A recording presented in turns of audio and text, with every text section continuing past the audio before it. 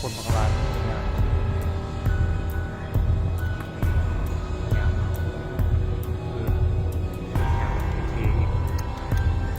อย่างทีมันมีคนอย่างไปอย่างมาถามกุศล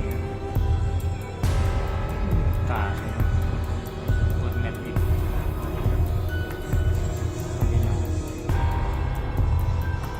โอ้ถามแปลงเอ้ย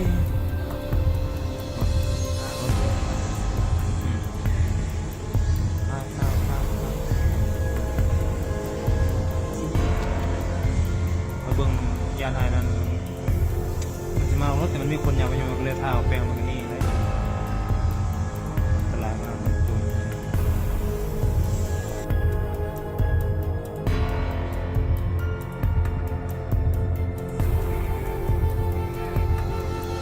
นี่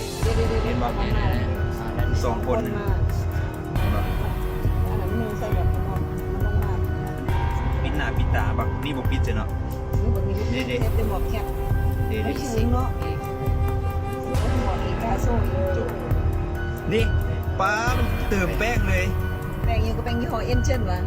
ป้าบ่อายใช่เนาะคนบักกะหลาย สงสัยมันเป็น จกยังไงอีก เดี๋ยวปลามันฟาดนี่ปาดอยู่นั่นเลย แล้วมันก็เข้าไปเลยไปนี่